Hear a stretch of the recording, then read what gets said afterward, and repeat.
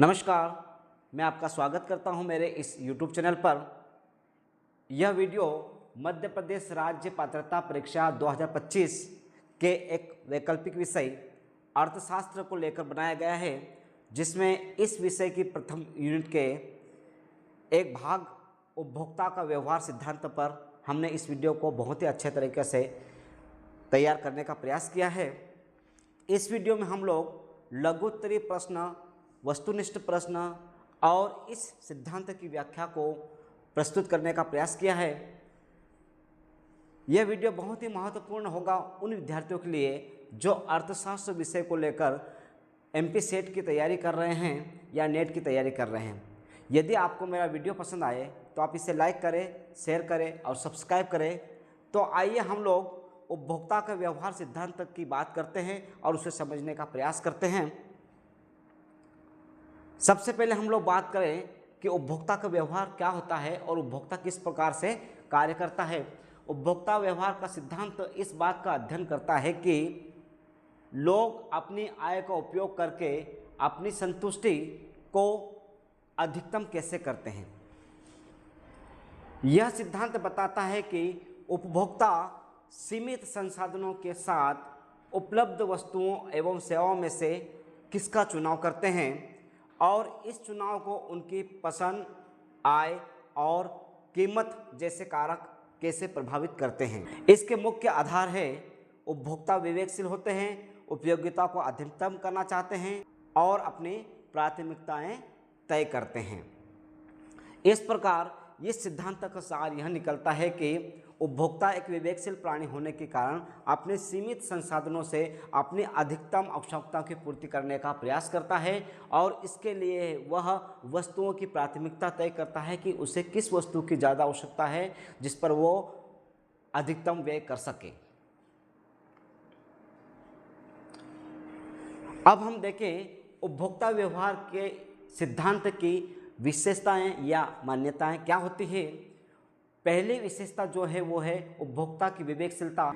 यह सिद्धांत मानता है कि उपभोक्ता विवेकशील होते हैं और उपलब्ध विकल्पों की तुलना करके सबसे बेहतर चुनाव करते हैं। इसकी दूसरी मान्यता है संतुष्टि का अधिकतमकरण। उपभोक्ता का लक्ष्य अपनी सीमित आय का उपयोग करके अधिकतम संतुष्टि या उपयोगिता प्राप्त करना होता है। सिद्धांत की तीसरी मान्यता है सीमित आय और कीमतें। उपभोक्ता अपनी सीमित आय और वस्तुओं की कीमतों के आधार पर निर्णय लेते हैं कि उन्हें किन वस्तुओं पर प्राथमिकता से व्यय करना चाहिए। चौथी मान्यता जो है उपयोगिता की अवधारणा। उपयोगिता से मतलब है कि कोई वस्तु उपभोक्ता को कितनी संतुष्टि देती है और संतुष्टि या तो मापी जा सकती है या उसका क्रम निर्धारित किया जा सकता है। इसकी पांचवी मान्यता है उपभोक्ता का संतुलन। जब उपभोक्ता को वस्तु की सीमांत उपयोगिता और उस पर खर्च की गई मुद्रा की सीमांत उपयोगिता बराबर हो जाती है तब वह संतुष्टि या संतुलन में होता है या उसे हम अधिकतम संतुष्टि कह सकते हैं या उसे यहाँ पर अधिकतम संतुष्टि मिलती है। इसी प्रकार से अगली जो मान्यता है उदासीनता वक्र। यह एक वक्र है जो उन सभी उत्पाद संयोगों को दर्शाता है जो उपभोक्ता को समान स्तर की संतुष्टि प्रदान करते हैं। अगली विशेषता है बदलते कारक। उपभोक्ता का व्यवहार उसकी प्राथमिकताओं, आय और वस्तुओं की कीमतों के साथ बदल सकती है। इस प्रकार उपभोक्ता व्यवहार के सिद्धांत की मान्यताओं को हमने समझा है। यहाँ पर हमने उपभोक्ता व्यवहार के सिद्धांत के कुछ लघु स्तरीय प्रश्न आपके समक्ष रखने का प्रयास किया है, जिससे कि आपकी इस सिद्धांत से संबंधित विचारधारा या अवधारणा बहुत ही अच्छे तरीके से स्पष्ट हो सके। प्रश्न 1, उपभोक्ता व्यवहार का सिद्धांत क्या है। यह सिद्धांत बताता है कि उपभोक्ता अपनी सीमित आय में से अपनी संतुष्टि को अधिकतम करने के लिए कौन सी वस्तु या सेवा का क्रय करेगा या खरीदेगा। प्रश्न क्रमांक 2, उपभोक्ता व्यवहार से क्या तात्पर्य है समझिएगा। उपभोक्ता वह विवेकशील व्यक्ति है जो अपनी आवश्यकताओं को पूरा करने के लिए अपनी सीमित आय को वस्तुओं एवं सेवाओं पर खर्च करने के तरीके पर निर्णय लेता है कि मुझे कौन सी वस्तु पर सबसे पहले व्यय करना चाहिए और सबसे बाद में कौन सी वस्तु पर व्यय करना चाहिए। प्रश्न क्रमांक 3, उपभोक्ता के व्यवहार को कौन से कारक प्रभावित करते हैं। ध्यान दीजिएगा आप लोग, यह सिद्धांत आय, कीमत और उपभोक्ता की पसंद जैसी बातों पर विचार करता है। अर्थात उपभोक्ता के व्यवहार को प्रभावित करने वाले कारकों में उपभोक्ता की आय, वस्तुओं की कीमत और उपभोक्ता की पसंद शामिल है। प्रश्न क्रमांक 4, उपभोक्ता का लक्ष्य क्या होता है। अब ध्यान दीजिएगा, उपभोक्ता का लक्ष्य अपनी संतुष्टि या उपयोगिताओं को अधिकतम करना होता है। ऐसी जगह व्यय करे, ऐसी वस्तुओं पर व्यय करे जिससे कि उसे उन वस्तुओं से प्राप्त होने वाली संतुष्टि है वो अधिकतम प्राप्त हो सके। प्रश्न क्रमांक 5, उपभोक्ता के व्यवहार के संबंध में उदासीनता वक्र का क्या महत्व है। तो उदासीनता वक्र में सभी बिंदुओं पर उपयोगिता स्थिर रहती है। प्रश्न क्रमांक 6, कौन सी वस्तुएं आय बढ़ने पर उपभोक्ता के उपभोग से बाहर हो सकती है। ऐसी वस्तुएं जिनका उपभोग आय बढ़ने पर कम हो जाता है उन्हें निम्न स्तरीय या घटिया वस्तुएं कहा जाता है। उपभोक्ता संतुलन की स्थिति को निर्धारित करने के लिए किस दृष्टिकोण का उपयोग किया जाता है। उपभोक्ता संतुलन की स्थिति निर्धारित करने के लिए कुल व्यय विधि का उपयोग किया जाता है।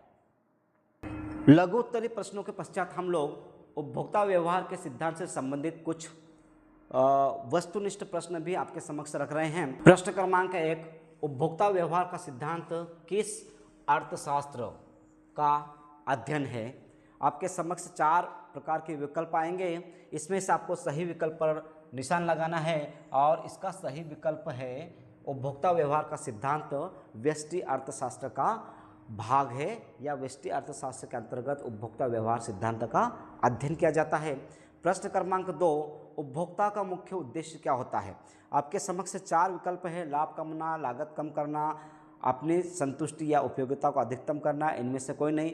हम यहाँ पर पढ़ चुके हैं पहले कि यहाँ पर क्या विकल्प हो सकता है और इसका सही विकल्प है विकल्प 3, उपभोक्ता अपनी संतुष्टि या उपयोगिता को अधिकतम करना है और यही उसका लक्ष्य होता है। क्वेश्चन नंबर 3, घटती सीमांत उपयोगिता का नियम क्या बताता है। आपके समक्ष ये 4 विकल्प है, इसमें से सही विकल्प आप चुन सकते हैं और इस प्रश्न का सही विकल्प है 3, जैसे जैसे किसी वस्तु का उपभोग बढ़ता है उससे प्राप्त होने वाली अतिरिक्त सीमांत उपयोगिता घटती जाती है और यही घटती सीमांत उपयोगिता का नियम है।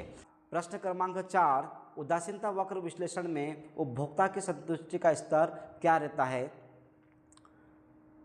4 विकल्प आपके समक्ष है और हम आपको बता चुके हैं कि उपभोक्ता वस्तुओं के विभिन्न संयोगों का उपयोग करने पर भी उसे संतुष्टि का स्तर समान रहता है। तो यहाँ पर विकल्प 3 जो है इसका उत्तर होगा स्थिर रहता है।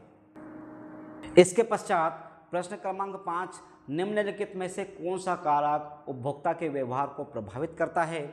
इसमें आप देख सकते हैं व्यक्तिगत कारक, मनोवैज्ञानिक कारक, सामाजिक और सांस्कृतिक कारक और उक्त सभी।